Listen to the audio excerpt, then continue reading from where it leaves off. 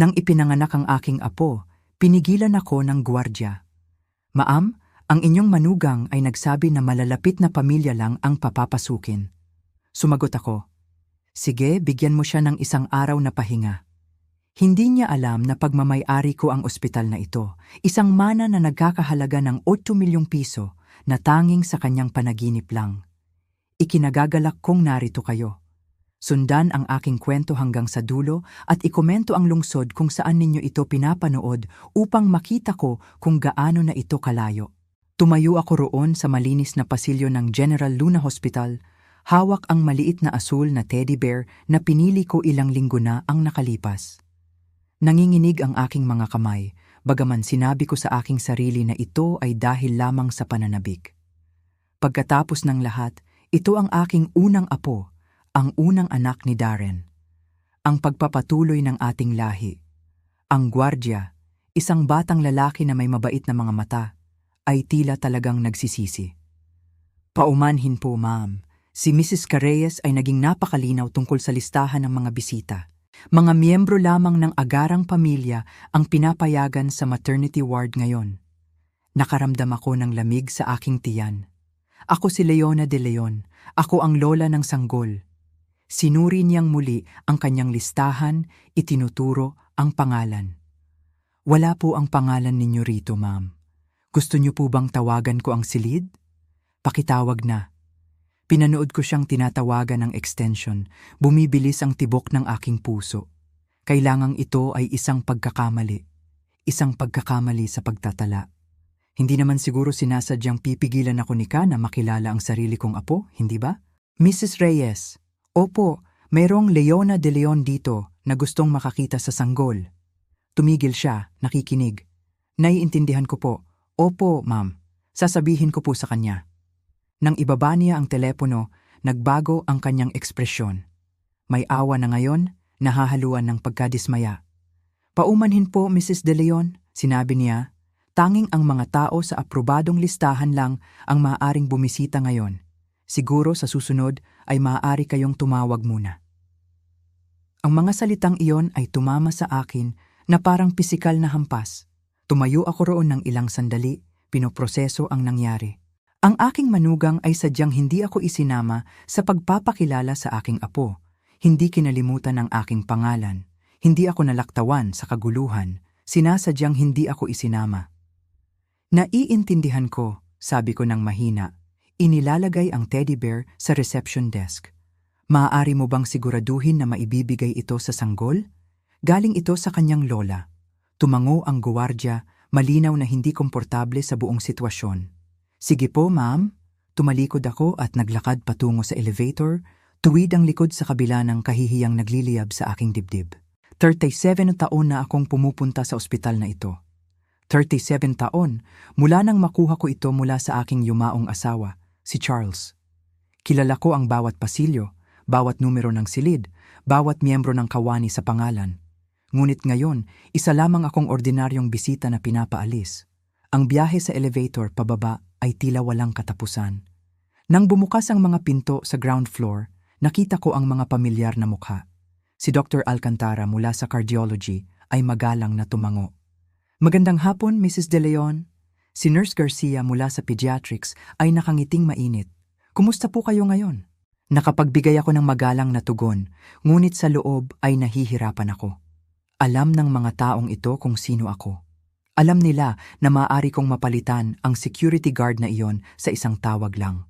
Alam nila na maaari akong pumasok sa anumang silid sa ospital na ito nang walang tanong.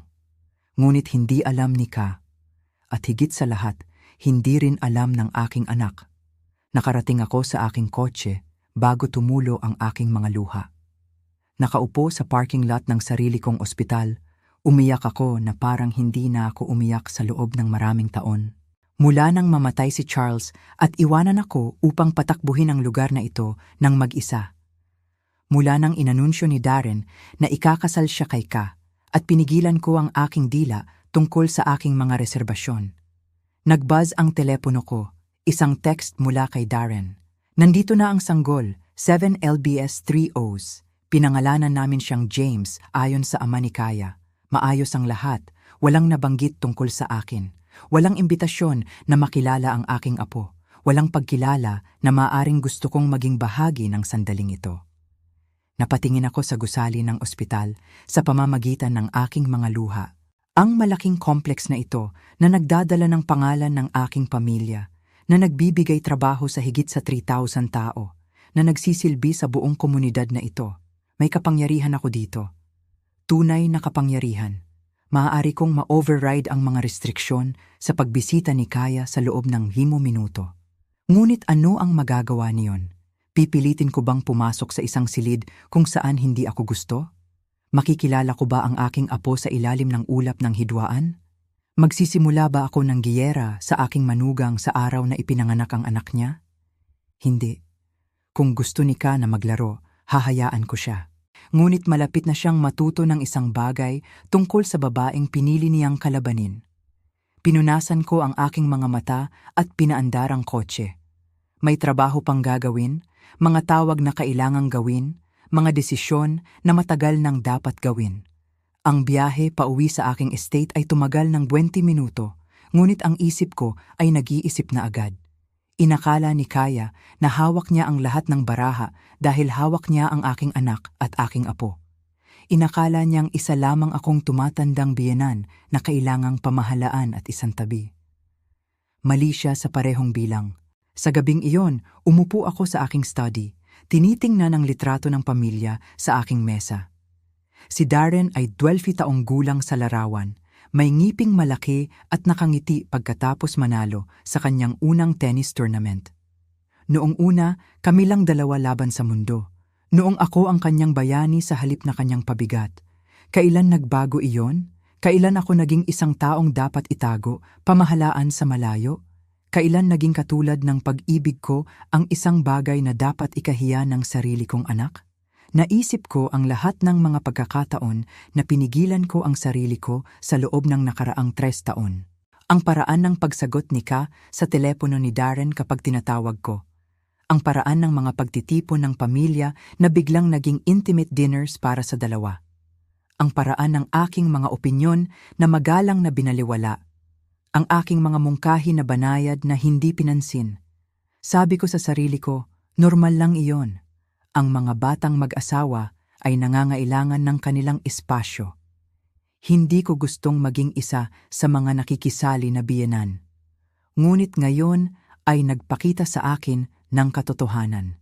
Hindi ito tungkol sa espasyo o mga hangganan. Ito ay tungkol sa kontrol. At si Kaya ay nag-overplay lang ng kanyang kamay. Tumunog ang telepono ko. Numero ni Darren. Mom, narinig ko na mayroong ilang kalituhan sa ospital ngayon. Kalituhan? Iyon ba ang tawag niya rito? Walang kalituhan, mahal. Isa lang itong hindi pagkakaunawaan tungkol sa mga oras ng pagbisita. Kumusta ka? Kumusta ang sanggol? Maayos kaming lahat. Perpekto si James. Medyo pagod si Ka. Ngunit sinasabi ng mga doktor na maayos ang lahat. Tumigil siya. Makinig ka. Marahil ay maari tayong mag-ayos ng pagbisita sa susunod na linggo kapag nakapag-ayos na kami sa bahay sa susunod na linggo. Pagkatapos ng lahat ng iba pang tao sa listahan ni Kaya, ay nakilala na ang aking apo. Pagkatapos makuha ang mga unang larawan, ang mga unang kwento na nasabi, ang unang sandali na napagbahagian.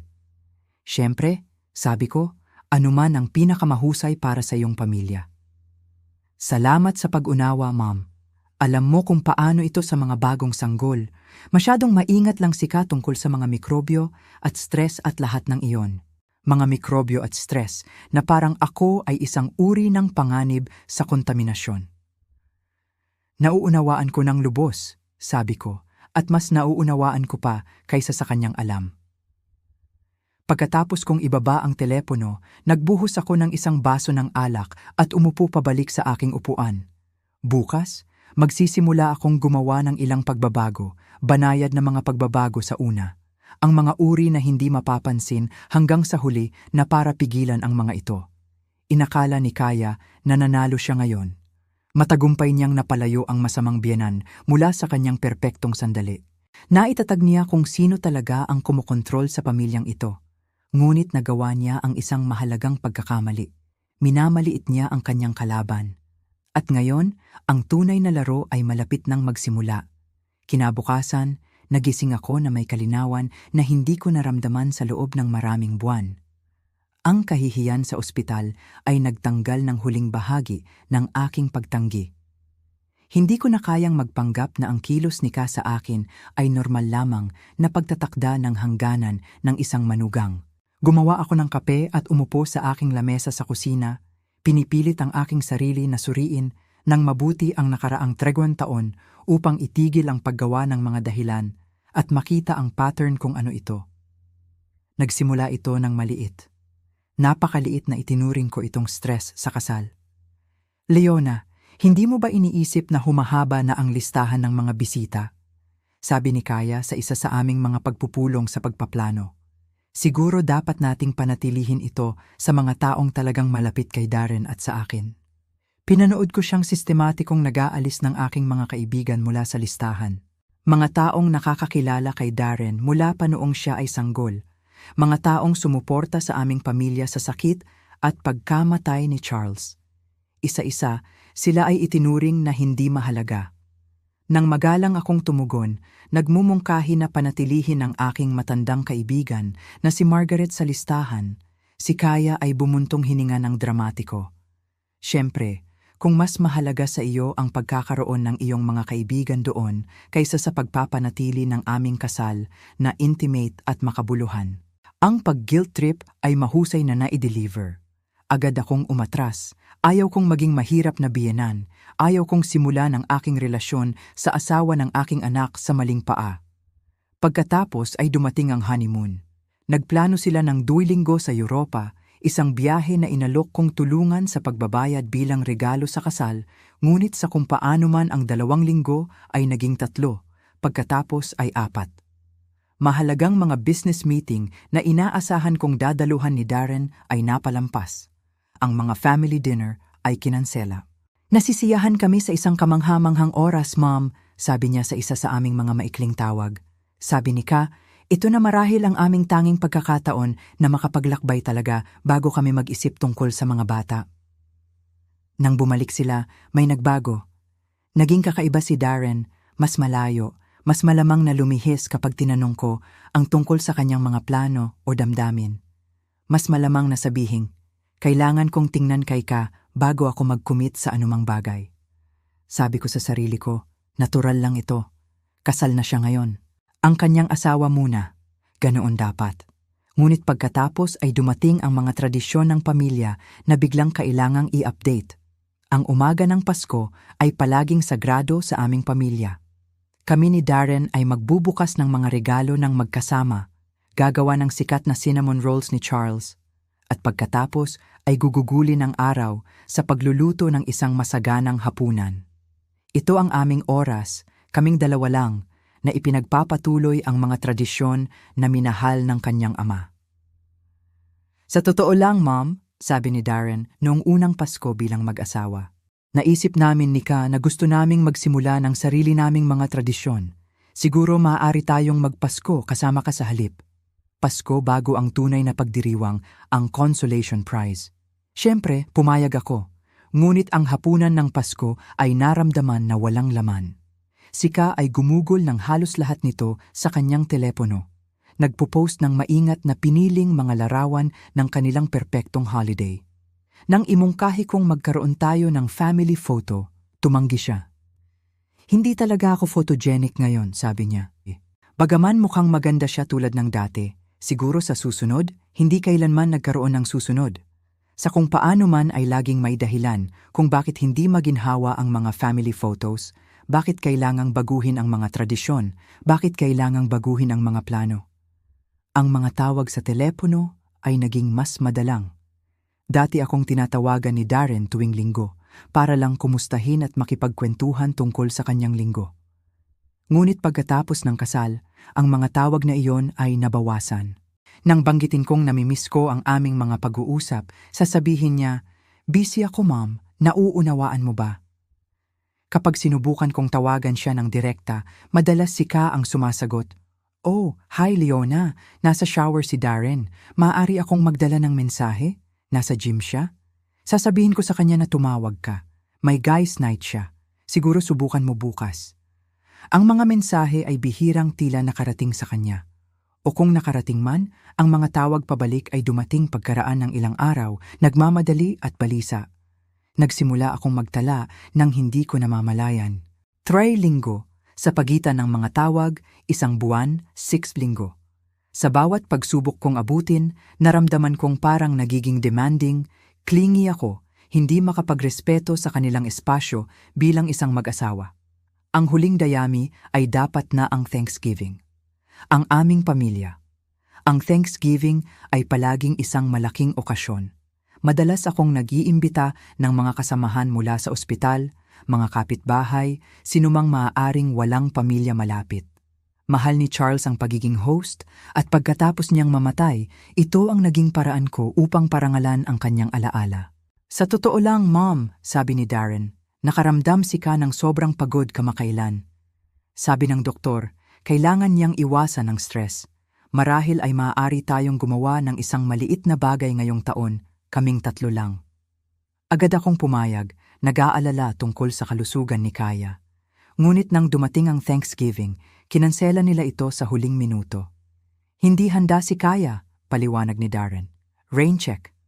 Nag-Thanksgiving ako ng mag-isa sa unang pagkakataon sa loob ng 30 taon. Ngunit sa gabing iyon, nakita ko ang mga larawan sa social media ni Kaya. Siya ay mukhang napakasaya, tumatawa sa isang magandang nakalatag na mesa na napapaligiran ng kanyang pamilya. Hindi masyadong stressed o pagod para magdiwang, masyadong stressed para magdiwang kasama ko. Doon ko dapat napagtanto kung ano ang nangyayari. Ngunit nagdahilan pa rin ako kahit noon. Siguro, mas madali para sa kanya ang pamilya ni Ka. Siguro, mas komportable siya doon. Siguro, masyado akong nagbabasa ng mga bagay. Ang mga dahilan ay naging mas mahirap panatilihin habang lumalala ang pag-iisa. Ang mga kaarawan ay kinilala sa mga maikling tawag. Ang araw ng mga ina ay naging isang text message. Nang sinubukan kong gumawa ng mga plano kasama si Darren ng mag-isa, tanghalian, tennis, anumang bagay, nag-aalangan siya. Siguro dapat kong tingnan kung may plano si Ka, sabi niya. O bakit hindi natin gawin itong hapunan para sa 3 sa halip? 3 taon nito. 3 taon ng aking mundo na paliit ng paliit habang sinasabi ko sa sarili ko na ako ay makatuwiran, nakakaunawa, sumusuporta. 3 taon ng panonood sa aking anak na naglaho sa likod ng pader na itinayo ng kanyang asawa sa paligid niya. Naisip ko ang ibang mga babae sa mga pagpupulong ng auxiliary ng ospital, ang mga nagrereklamo tungkol sa kanilang mga manugang. Lagi akong nakakaramdam ng kahigitan sa kanila. Ipinagmamalaki na hindi ako isa sa mga nakikisali na biyenan na hindi makapagpabitaw. Ngunit ngayon, naiintindihan ko. Hindi dahil hindi sila makapagpabitaw. Ito ay dahil nakilala nila ang hindi ko napansin noon. Sila ay sistematikong inaalis sa buhay ng kanilang mga anak. At kahapon sa ospital, nilinaw ni Ka ang kanyang diskarte. Hindi na ako pamilya. Isa akong outsider na kailangang pamahalaan, kontrolin, at kung kinakailangan, ganap na ibukod. Tinapos ko ang aking kape at naglakad patungo sa aking study. Nasa aking mesa ang isang litrato mula sa graduation ni Darren sa kolehiyo. Kaming 3, ako, si Charles at si Darren na nagniningning sa pagmamalaki. Namatay si Charles 2 buwan pagkatapos at sa loob ng ilang panahon, ito ay nagpalapit kay Darren at sa akin. Nagtulungan kami sa pagdadalamhati. Ngunit ngayon, habang tinitingnan ang larawan, napagtanto ko ang isa pa. Hindi kailanman ito itatolerate ni Charles ang tinatanggap ko. Nakita niya ang manipulasyon ni Ka mula pa sa simula. Pinrotektahan niya ang aming pamilya, ang aming relasyon sa aming anak. Nabigo ako sa tungkuling iyon. Natakot akong malabel na mahirap na biyenan, kaya hinayaan kong ang aking anak ay maagaw sa akin ng paunti-unti. Ngunit narito pa rin ako, ina pa rin niya, babaeng nagtayo ng isang imperyo sa bayang ito at nagpalaki ng isang mabuting tao sa kabila ng pagkawala ng kanyang asawa ng masyadong maaga. Inakala ni Ka na siya ay nanalo. Inakala niyang matagumpay niyang nahiwalay si Darren mula sa impluensya ng kanyang ina. Inakala niyang kontrolado na siya ngayon. Malapit na niyang malaman kung gaano siya kamali. Binuksan ko ang aking laptop at nagsimulang gumawa ng listahan. Mga numero ng telepono na hindi ko na tinawagan sa loob ng maraming buwan. Mga taong kailangan kong makipag-ugnayan muli. Mga estratehiya na mangangailangan ng pasensya ngunit magbibigay ng mga resulta. Ang digmaan para sa puso ng aking anak ay malayo pa sa pagtatapos. Nagsisimula pa lang ito. Ang unang tawag na ginawa ko ay kay Margaret Santos, ang aking pinakamatandang kaibigan at dating pinuno ng Human Resources sa ospital. "Leona, mahal," sabi niya, biglang uminit ang kanyang tinig. "Iniisip lang kita. Kamusta ka?" Narinig ko ang tungkol sa sanggol. Iyon talaga ang dahilan kung bakit ako tumatawag, Margaret. Kailangan ko ng pabor. Kahit ano, alam mo yan? Maingat kong pinili ang aking mga salita.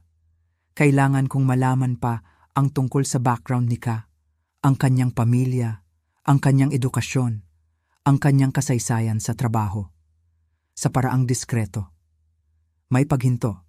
Alam ni Margaret ang tungkol sa HR para mabasa sa pagitan ng mga linya. Anong uri ng mga alalahanin ang pinag-uusapan natin? Ang mga maaaring makaapekto sa hinaharap ng aking apo, sabi ko ng mahina. Tatawag ako, sabi ni Margaret ng walang pag-aalinlangan. Bigyan mo ako ng 48 oras. Ang susunod na tawag ay kay Dr. Patricia Cruz, ang aking personal na doktor at isang taong kilala ko mula pa noong medical school. Palaging direkta sa akin si Patricia, kung minsan ay brutal. Kaya Patricia, kailangan kong magtanong ng isang bagay na confidential. Ano ang alam mo tungkol kay Kaya Reyes? Ang iyong manugang? Hindi gaanong propesyonal, hindi siya ang pasyente ko. Bakit? Nagtatangkang may mga issue sa kalusugan na nangangailangan na iwasan niya ang stress, iwasan ang mga pagtitipon ng pamilya. Kahapon, ginamit niya ang kanyang kalusugan bilang dahilan para pigilan ako na makilala ang aking apo. Katahimikan si Patricia ng isang sandali. Leona, alam mo, hindi ko maaaring pag-usapan ang partikular na impormasyong medikal. Kahit na mayroon ako, ngunit masasabi ko sa iyo na wala akong naririnig sa pamamagitan ng komunidad ng medikal tungkol sa anumang malubhang alalahanin sa kalusugan. At alam mo kung paano kumalat ang balita sa mga doktor sa bayang ito. Ito ay sapat na. Kung si Kaya ay may tunay na mga problema sa kalusugan na nangangailangan ng pag-iwas sa stress, maririnig ni Patricia ang isang bagay sa pamamagitan ng network ng mga doktor na tila lahat ay alam ang negosyo ng bawat isa. Ang pangatlong tawag ko ay kay James Sandoval, ang private investigator na tumulong sa akin sa ilang mga delikadong bagay sa negosyo sa mga nakaraang taon. Mrs. De Leon, matagal na rin. Paano kita matutulungan? Kailangan ko ng isang komprehensibong background check. Mga financial record, employment history, social media analysis, references, lahat ng legal mong mahahanap. Sino ang subject? Ang aking manugang. Hindi nagtanong si James kung bakit. Matagal na siyang nasa negosyo para mabigla sa family drama sa mga mayayamang kliyente. Kakailanganin ko ang kanyang buong pangalan, petsa ng kapanganakan, at anumang iba pang impormasyon sa pagkakakilanlan na mayroon ka.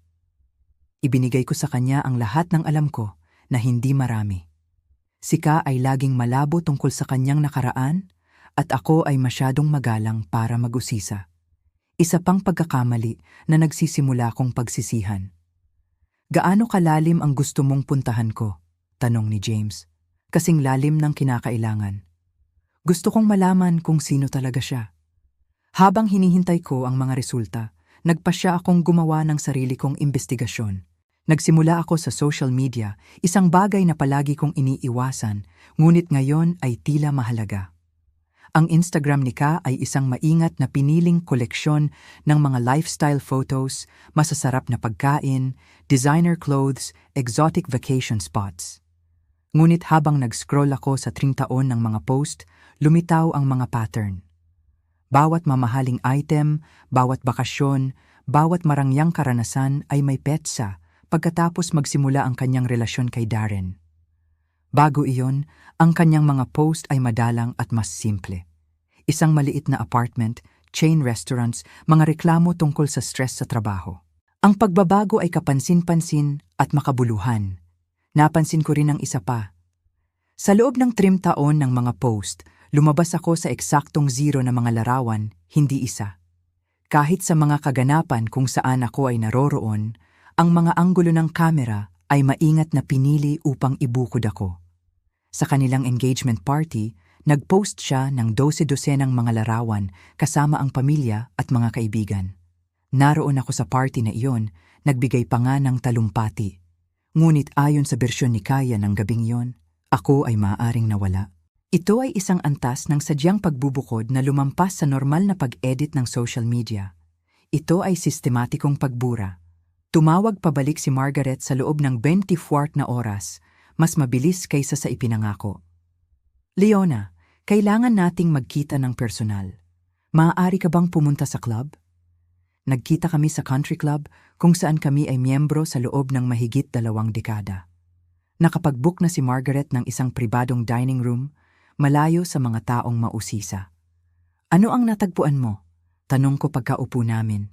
Binuksan ni Margaret ang isang manipis na folder. Ka Rodriguez, ginagamit niya ang kanyang maiden name sa propesyon hanggang sa kasal. Nagtrabaho siya bilang sales associate sa Nordstrom sa loob ng 2 taon bago makilala si Darren. Bago iyon, nasa Macy's siya sa loob ng 8 buwan. Bago iyon, isang serye ng mga maikling retail jobs. Paano naman ang edukasyon niya? Dito nagiging interesante, inaangkin niya sa kanyang social media na mayroon siyang degree sa marketing mula sa State University. Nagpatulong ako sa isang kaibigan sa kanilang alumni office para suriin ito. Walang record na nagtapos si Aaya Rodriguez sa marketing o anumang ibang larangan. Naramdaman kong nanikip ang aking sikmura. Paano naman ang pamilya niya? Naktinggal ang mga magulang niya sa isang simpleng apartment sa kabilang dulo ng bayan. Ang kanyang ama ay nagtatrabaho sa construction kapag mayroon. Ang kanyang ina ay naglilinis ng bahay.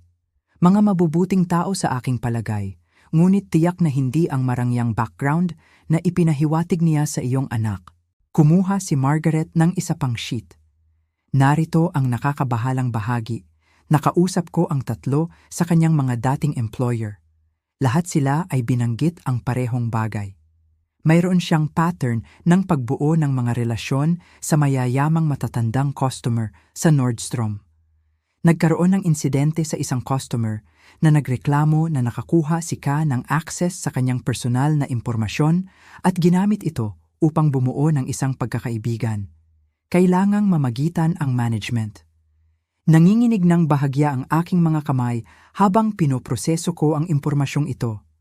Anong uri ng interbensyon? Ang uri na karaniwang humahantong sa pagtatanggal bagaman opisyal siyang nagbitiw. Ang manager na nakausap ko ay maingat sa kanyang sinabi. Ngunit sa pagbabasa sa pagitan ng mga linya, si Kaya ay nagtatarget ng mga mayayamang kababaihan para sa tila financial gain. Naisip ko ang lahat ng mga pagkakataon na pinuri ni Kaya ang aking mga alahas, ang aking mga damit, ang aking bahay, kung paano niya tinanong ang mga detalyadong katanungan tungkol sa ospital, tungkol sa kasaysayan ng pananalapi ng aming pamilya, kung paano niya inilipat ang mga usapan patungo sa mga paksa tulad ng mana at pagpaplano ng estate. Akala ko ay mas gusto lang niyang makilala ako. Ngayon, nagtataka ako kung siya ba ay nagsasagawa ng reconnaissance. Mayroon pa, patuloy ni Margaret. Nakausap ko rin ang ilang tao sa komunidad ng social services. Ang pangalan ni Ka ay lumitaw kaugnay ng isang matandang babae na nagngangalang Mrs. Santos na namatay mga 6 na buwan bago makilala ni Kaya si Darren. Anong uri ng koneksyon? Walang pamilya si Mrs. Santos at sa kanyang mga huling buwan, naging napakalapit siya sa isang batang babae na tumulong sa kanya sa pamimili at pagpapatakbo. Niyaya ng batang babae si Mrs. Santos na baguhin ang kanyang kalooban, na nag-iiwan ng lahat sa kanya sa halip na sa kawanggawa na orihinal na plano ni Mrs. Santos na makinabang. Naramdaman ko ang lamig. Ang babaeng iyon ba ay si Ka? Ang pangalan ay iba, ngunit ang paglalarawan ay tumutugma at ang timing ay tama. Ang lahat ng ito ay nangyari bago nagsimulang magtrabaho si Kaya sa Nordstrom, kung saan nakilala niya ang customer na nagreklamo tungkol sa kanya. Gaano kalaking pera ang pinag-uusapan natin? Sinuri ni Margaret ang kanyang mga tala. Ang estate ni Mrs. Santos ay nagkakahalaga ng humigit kumulang 40,000 piso. Hindi isang kapalaran, ngunit sapat upang suportahan ang isang tao sa ilang panahon kung sila ay maingat. 40,000 piso.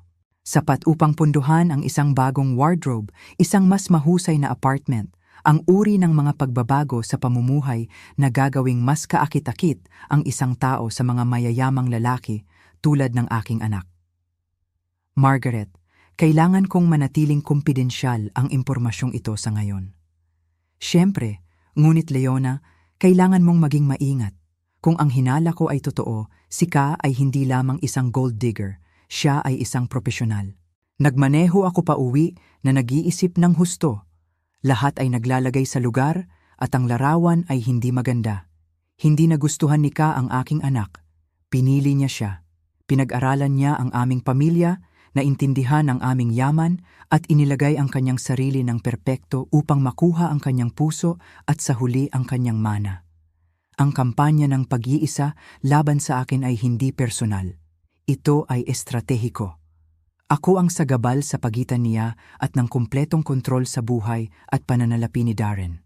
Sa gabing iyon, tumawag si James Sandoval kasama ang kanyang paunang ulat. Mrs. De Leon, siya ay nagiging mas aktibo. Ngayong linggo, nagkaroon siya ng konsultasyon sa 3 magkakaibang estate attorney.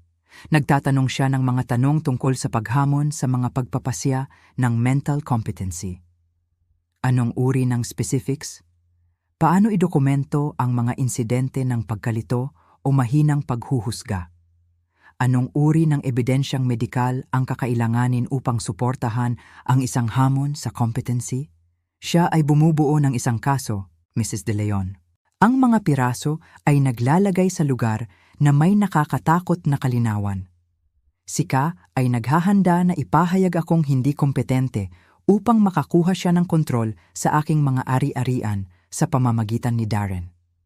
Ito ay isang komplikadong pangmatagalang estratehiya. At kung hindi ako nagsimulang mag-imbestiga, maaaring ito ay gumana. Ngunit ang kaalaman ay kapangyarihan, at ngayon ay marami akong pareho. Oras na para lumipat mula sa depensa patungo sa opensiba. Ang digmaan para sa aking pamilya ay malapit nang pumasok sa susunod na yugto nito. Ang pagbabago ay dumating ng mas maaga kaysa sa inaasahan ko, na na-trigger ng sariling kumpiyansa ni Kaya. 2 linggo pagkatapos ng insidente sa ospital, tinawagan niya ako ng direkta nang walang kaalaman ni Darren at ibinunyag ang higit pa tungkol sa kanyang tunay na kalikasan kaysa sa kanyang nilayon. Leona, kailangan nating mag-usap, sabi niya. Ang kanyang tinig ay malutong at negosyante. Maaari mo ba akong makilala para sa tanghalian ngayon? Sumang-ayon ako, mausisa tungkol sa kung anong anggulo ang kanyang susunod na gagawin. Nagkita kami sa isang upscale restaurant sa downtown, ang uri ng lugar na gustong makita ni Ka. Dumating siya ng 15 minuto na huli, isang power play na agad kong nakilala. Salamat sa pagkakilala sa akin, sabi niya, umupo sa kanyang upuan na may kumpiyansa ng isang taong naniniwalang hawak niya ang lahat ng baraha. Gusto kong pag-usapan ang ilang mga alalahanin ko tungkol sa iyong relasyon kay Darren at James. Anong uri ng mga alalahanin? Kinuha niya ang kanyang telepono at nagbukas ng isang note app na parang naghanda siya ng mga talking points. Nagsasaliksik ako tungkol sa mga dynamics ng pamilya at malusog na mga hangganan. Sa tingin ko mas mabuti para sa lahat kung magtatag tayo ng mas malinaw na mga alituntunin tungkol sa iyong pakikilahok sa aming buhay. Ang kayabangan ay nakakagulat. Talagang ipipresenta niya sa akin ang mga patakaran tungkol sa aking relasyon sa aking sariling anak. Anong uri ng mga alituntunin? Tanong ko, pinananatiling neutral ang aking tinig. Well, Sa simula pa lang, sa tingin ko ang mga pagbisita ay dapat i-schedule ng maaga at limitado sa 1 beses bawat buwan. Kailangan ni James ng routine at hindi malusog para sa kanya ang masyadong maraming pagkagambala.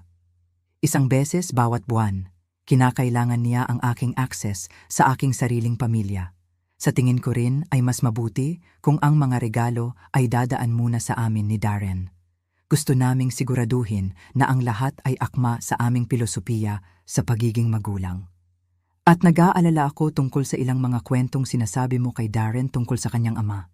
Sa tingin ko ay mas malusog kung tututukan natin ang kasalukuyan sa halip na magkubli sa nakaraan. Ito ang pinakamahalagang pahayag.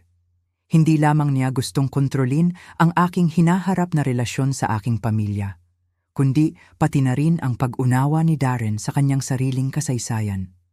Anong mga kwento ang tinutukoy mo? Ilang impormasyong medikal lamang na iyong ibinigay. Nabanggit ni Darren na sinabi mong ang kanyang ama ay hindi kailanman nagkaroon ng mga isyu sa pag-iisip, ngunit narinig ko ang iba mula sa ibang mga mapagkukunan. Anong mga mapagkukunan? Nagkibit balikat si Kaya. Nag-uusap ang mga tao, alam mo, maliit na bayan. Sa tingin ko lang ay mahalaga na mayroon tayong tumpak na impormasyon, lalo na pagdating sa mga panganib sa kalusugan ng genetic para kay James. Nagdaragdag siya sa kasinungalingan tungkol sa mental na estado ni Charles kahit na direktang kinakaharap. Ngunit higit sa lahat, ibinubunyag niya ang kanyang estratehiya.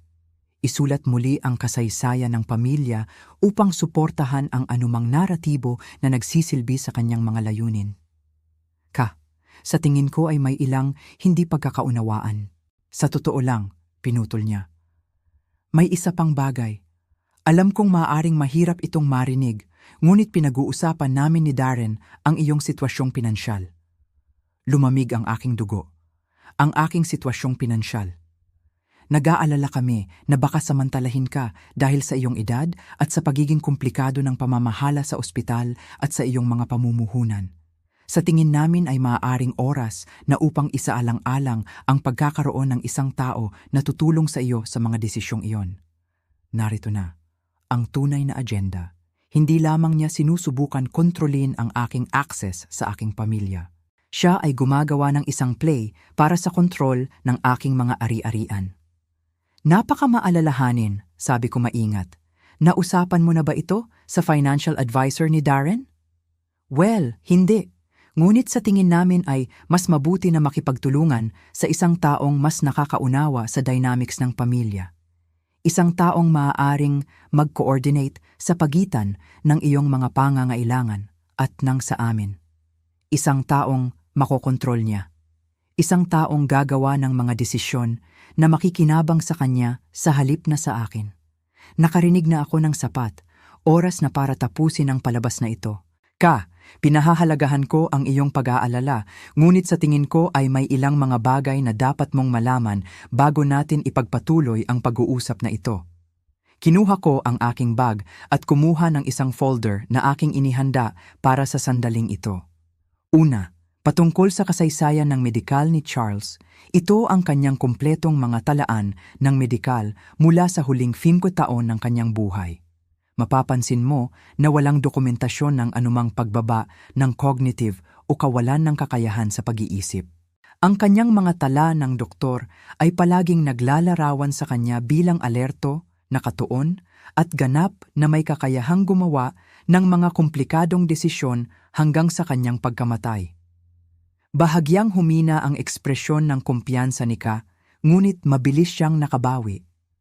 Pangalawa, patungkol sa aking sitwasyong pinansyal, sa tingin ko ay maaaring mayroon kang ilang mga maling akala tungkol sa aking mga kakayahan. Kumuha ako ng susunod na hanay ng mga dokumento. Ito ang mga quarterly report mula sa Board of Directors ng ospital. Gaya ng makikita mo, sa ilalim ng aking pamumuno, lumawak kami sa 3 bagong pasilidad, pinataas ang aming endowment ng 40% at pinanatili ang pinakamataas na ratings ng kasiyahan ng pasyente sa estado. Ako rin ay nakaupo sa mga board ng 2 pang medical system at namumuno sa Regional Healthcare Planning Committee. Nawawala ang kulay sa mukha ni Ka, ngunit hindi pa ako tapos. Pangatlo, patungkol sa iyong background research sa family dynamics, nagsaliksik din ako. Naglagay ako ng isang larawan sa mesa. Ito ay kumukuha ng litrato ni Kaya na lumalabas sa opisina ng isang estate planning attorney na alam kong nagpakadalubhasa sa mga pagtatalo sa elder law. Ito ay kinuha noong Martes. Ayon sa aking mga mapagkukunan, gumugol ka ng 2 oras na tinatalakay ang mga estratehiya para sa paghamon sa mga determinasyon ng mental competency at pagkuha ng financial power of attorney para sa mga matatandang miyembro ng pamilya. Napatitig si Kaya sa larawan, ang kanyang bibig ay bumubukas at nagsasara ng walang tunog. Mayroon din akong dokumentasyon ng iyong mga pagbisita sa 3 pang abogado. Ang iyong pananaliksik sa aking mga financial assets at ang iyong mga pagtatangka na mangalap ng impormasyong medikal na maaaring magamit upang suportahan ang isang hamon sa kompetensi. Lumapit ako.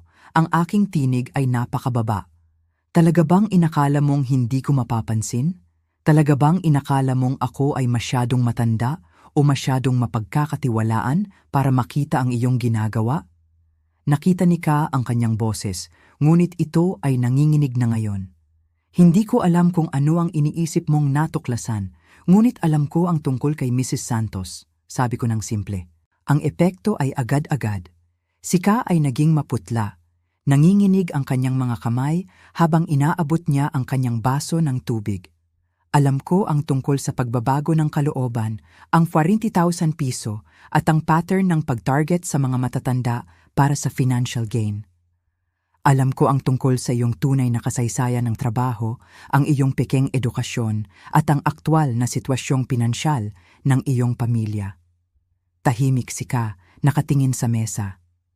Alam ko rin ang tungkol sa iyong mga pagbisita sa pediatrician ni James sa mga maling kadahilanan, ang iyong mga kasinungalingan tungkol sa kasaysayan ng pamilya at ang iyong mga pagtatangka na lumikha ng krisis sa kalusugan upang kontrolin ang kilos ni Darren. Kinuha ko ang mga dokumento at ibinalik ang mga ito sa aking folder. Kaya ito ang mangyayari. Titigilan mo ang pagsisinungaling tungkol sa kasaysayan ng medikal ng aking pamilya. Titigilan mo ang pagtatangkang limitahan ang aking access sa aking anak at apo. At tatalikuran mo ang anumang plano na iyong ginawa tungkol sa aking mga usaping pinansyal. Sa wakas ay tumingala si Kaya at nakita ko ang isang bagay na hindi ko pa nakikita sa kanyang mga mata noon. Takot. At kung hindi ko gagawin, ibabahagi ko ang impormasyong ito kay Darren.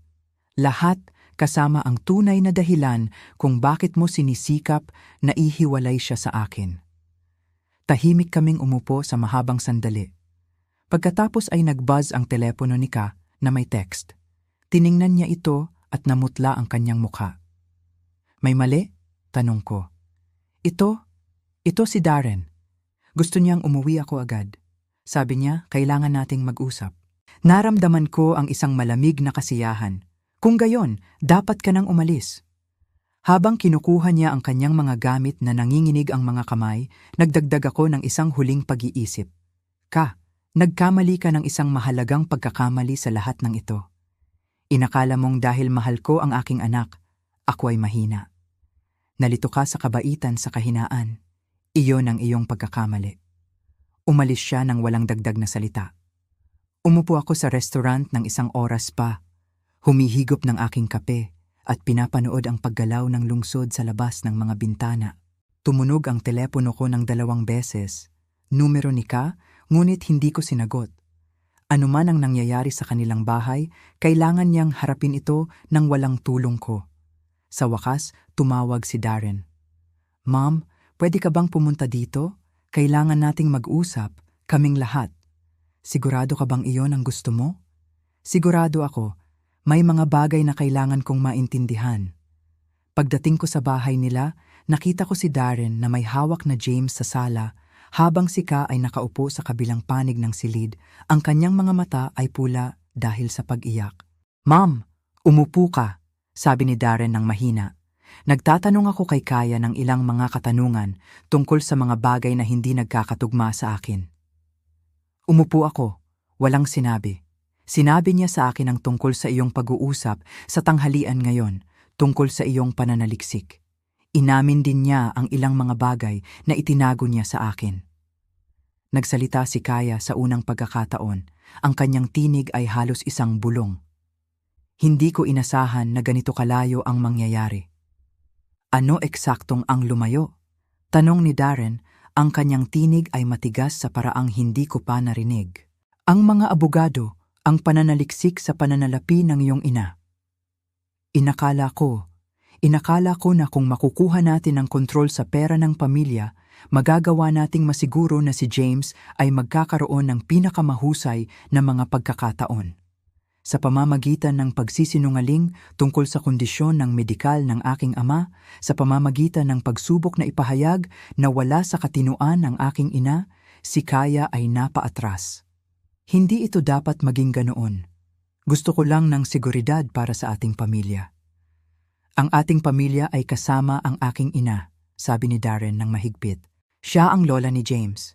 Siya ang babaeng nagpalaki sa akin at nagtayo ng lahat ng pinagkakaabalahan natin. At sistematiko mong sinisikap na sirain ang kanyang relasyon sa atin. Tumayo siya, hawak pa rin si James at lumapit para umupo sa tabi ko. Ma'am, utang ko sa iyo ang isang paghingi ng tawad. Isang napakalaking paghingi ng tawad. Hinayaan kong maging mas mahalaga ang aking kasal kaysa sa aking pamilya at hinayaan kong may magmanipula sa akin na saktan ang taong palaging nandyan para sa akin. Naramdaman kong tumulo ang aking mga luha. Darren, hindi mo kailangan. Oo, kailangan ko. Kailangan kong sabihin ito. Hindi ka kailanman naging suportado at mapagmahal. Nang mamatay si Papa, pinanatili mo ang aming pamilya. Nang kailangan ko ng tulong sa kolehiyo, sa aking karera, sa anumang bagay, nandyan ka. At hinayaan kong may magpakumbinsi sa akin na ang pagmamahal mo ay sa kung paano man ay nakakalason o kontrolado. Tumingin siya kay Ka na tahimik na umiiyak. Sa tingin ko, kailangan natin ng kaunting oras na magkahiwalay. Kaming dalawa ay kailangang malaman kung ano talaga ang gusto namin mula sa kasal na ito. Darren, pakiusap, bulong ni Ka. Kaya natin itong ayusin, kaya kong magbago. Hindi ko alam kung kaya mo, sabi niya ng malungkot. At hindi ko alam kung makatiyak ako na susubukan mo. Bumalik siya sa akin. Ma'am, okay lang ba kung si James at ako ay manirahan muna sa'yo hanggang sa malaman ko kung ano ang susunod? Tumingin ako sa aking anak, ang lalaking pinalaki ko na maging tapat at mabait, na pansamantalang naligaw ng landas, ngunit natagpuan muli ang kanyang lakas. At tiningnan ko ang aking apo, walang muwang sa lahat ng mga komplikadong ito ng mga matatanda na karapat-dapat na lumaki sa paligid ng tunay na pag-ibig. Palagi kayong malugod na tinatanggap sa aking tahanan, sabi ko. Kayo pareho. 3 buwan pagkatapos, nag-file si Darren para sa diborsyo. Si Ka ay unang lumaban, sinusubukang angkinin ang bahagi ng mga ari-arian na hindi niya naambag, ngunit ang ebidensya ng kanyang panlilinlang ay napakalaki. Nag-ayos siya para sa isang maliit na bayad sa suporta at minimal na mga karapatan sa pag-aalaga. Si James ay gumawa ng kanyang mga unang hakbang sa aking sala kasama sina Darren at ako na sumisigaw para sa kanya. Nagtatag kami ng mga bagong tradisyon. Linggo ng umaga na pancakes, mga paglalakad sa gabi sa paligid ng hardin, mga kwentong bago matulog na binasa ng upuan ng lolo. Paminsan-minsan ay nakikipag-date si Darren, ngunit maingat na siya ngayon. Natuto siyang makita ang mga pagkakatugma sa kilos ni Ka, pahalagahan ang katapatan kaysa sa karisma. Gusto kong makahanap ng isang tao na mahal tayong dalawa, sabi niya sa akin isang gabi habang pinapanood namin si James na naglalaro ng kanyang mga blok. Isang tao na nakikita ka bilang isang karagdagan sa ating pamilya, hindi isang banta na dapat alisin dito. Tulad ko, sa wakas ay naramdaman ko na parang ako ulit. Ang babaeng nagtayo ng isang medical empire, nagpalaki ng isang mabuting tao, at nagprotekta sa kanyang pamilya mula sa mga nais na manamantala sa kanila. Nagpadala si Kaya ng isang card sa unang kaarawan ni James. Sa loob, isinulat niya, "Sana sa hinaharap ay mauunawaan mo na ang gusto ko lang ay ang pinakamaganda para sa aking pamilya."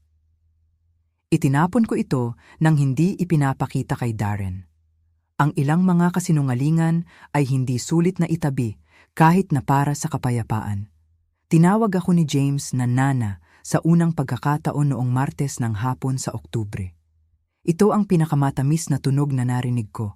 At nang tumingin ang aking apo sa akin ng kanyang matingkad na berdeng mga mata, nakita ko hindi lamang ang pag-ibig, kundi ang katiyakan na siya ay lalaki na napapaligiran ng mga taong tunay na nagpapahalaga sa kanya. Iyon ay sulit ipaglaban. Iyon ay sulit sa lahat. Ngayon, mausisa ako tungkol sa iyo na nakinig sa aking kwento. Ano ang gagawin mo kung nasa posisyon mo ako? Nakaranas ka na ba ng ganito? Magkomento sa ibaba. At pansamantala, nag-iiwan ako sa huling screen ng 2 pang kwento na paborito ng channel at tiyak na magugulat ka sa mga iyon. Salamat sa panonood hanggang dito. Ang aking kwento, Ang Laban. Para sa pag-ibig at pamilya, karugtong. Ngunit habang patuloy kong pinapanood ang aking apo, si James, na lumalaki at natututong umunawa sa mundo sa paligid niya, may isang bagay na hindi ko mapigilang mapansin. Ang patuloy na pag-iisa ng aking anak na si Darren. Si Kaya, sa kabila ng mga pagbabago sa aming pamilya, ay tila mas nagiging mahigpit sa pagkontrol sa kanyang paligid. Para bang hindi siya makapaniwala na mayroon pa ring mga taong tulad ko na handang umalalay sa kanya at sa aking apo, hindi dahil sa pera, kundi dahil sa tunay na pagmamahal. Isang araw, habang naghahanda ako ng hapunan kasama si Darren at si James na naglalaro sa sala, nakatanggap ako ng tawag mula kay Margaret Santos. "Leona, may bago akong nalaman tungkol kay Kaya," sabi niya, may bahid ng pag-aalala sa kanyang tinig. "Ano iyon, Margaret?" tanong ko, habang sinusulyapan si Darren na masayang nakikipaglaro sa anak. Nakausap ko ang isa sa mga dating kasamahan ni Kaya sa Nordstrom. Nang tanungin ko tungkol sa kanyang pag-alis doon, sinabi niya na hindi raw talaga siya umalis. Napatalsik daw siya dahil sa pagnanakaw ng credit card information ng isang customer na matanda. Napatigil ako sa aking ginagawa. Ang mga salitang iyon ay parang kidlat na tumama sa akin. Alam ko na si Kaya ay may masamang intensyon, ngunit hindi ko akalain na hanggang sa ganitong antas. Ang paghingi ng impormasyon tungkol sa aking asawa, ang mga pagtatanong tungkol sa aking kalusugan, ang lahat ay nagkaroon ng mas malalim at mas madilim na kahulugan. "Salamat, Margaret. Mahalaga ito," sabi ko, sinusubukan na panatilihing kalmado ang aking tinig. Pagkatapos ng tawag, hindi ko mapigilang isipin ang mga maaaring mangyari kung hindi ko siya napigilan. Kung hindi ko ginamit ang aking yaman at koneksyon para imbestigahan siya. Malamang na ngayon, ang aking anak at apo ay nasa ilalim na ng kanyang kumpletong kontrol at ang aking pinaghirapan sa loob ng maraming taon ay mapupunta sa kamay ng isang kriminal. Ang pangyayaring ito ay nagtulak sa akin na mas maging agresibo sa aking mga hakbang. Hindi na sapat ang pagdepensa. Kailangan kong umatake. Kailangan kong protektahan ang aking pamilya sa anumang paraan na makakaya ko. Sa gabing iyon, habang natutulog na si James at si Darren ay nagbabasa sa kanyang silid, tinawagan ko si James Sandoval. "James, kailangan ko ng iyong tulong muli. Mas mahalaga ito kaysa dati." "Ano po iyon, Mrs. De Leon?" "Kailangan kong malaman ang lahat tungkol sa mga pinansyal na transaksyon ni Kaya Reyes, lalo na ang anumang koneksyon sa mga nakaraang kaso ng pandaraya o pagnanakaw. Gusto kong malaman kung paano niya nakuha ang pera mula kay Mrs. Santos at kung mayroon pa siyang ibang biktima." "Mas malalim pa po ba kaysa sa dati?"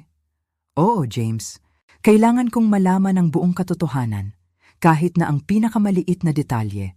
Kailangan kong patunayan sa aking anak kung sino talaga ang babaeng kasama niya." Samantala, si Darren ay nagsimulang makaramdam ng pagbabago sa kanyang sarili. Ang dating sigla na nakikita ko sa kanya kapag kasama niya si James ay tila nababawasan.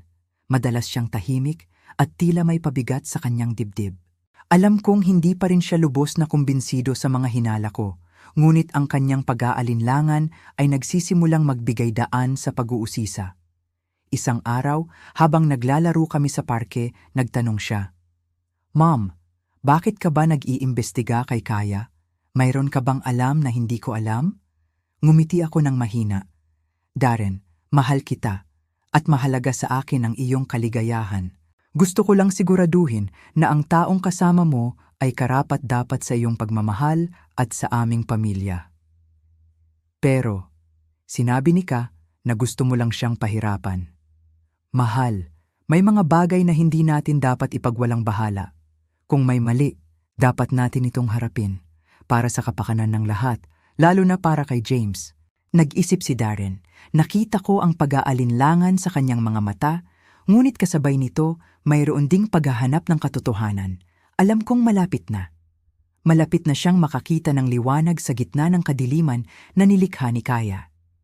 Ilang araw pagkatapos, isang nakakagulat na balita ang dumating mula kay James Sandoval. Mrs. De Leon, nakuha ko na ang lahat. Ang mga financial record ni Kaya ay nagpapakita ng pattern ng pagkuha ng malalaking halaga mula sa mga matatanda. Hindi lang si Mrs. Santos, mayroon pa akong 3 iba pang kaso na katulad nito kung saan siya ay nagpanggap na kaibigan o tagapag-alaga at pagkatapos ay inilipat ang pera sa kanyang mga account. Ang pinakamasama pa, mayroon akong ebidensya na siya ay nagbabayad ng malaking halaga sa isang doktor para sa mga peking medical certificate. Naramdaman ko ang pagdaloy ng dugo sa aking mga ugat. Ito na ang pinakahihintay ko. Ang katibayan na kailangan ko. Kailangan kong makipagpulong sa iyo agad, James. At pagkatapos nito, kailangan nating kausapin si Darren. Kailangan na niyang malaman ang lahat. Sa wakas, ang katotohanan ay malapit ng mabunyag. At sa pagkakataong ito, hindi na ako makakapaghintay na makita ang pagbagsak ng lahat ng kasinungalingan ni Kaya Reyes. Ang laban para sa aking pamilya ay nasa huling yugto na.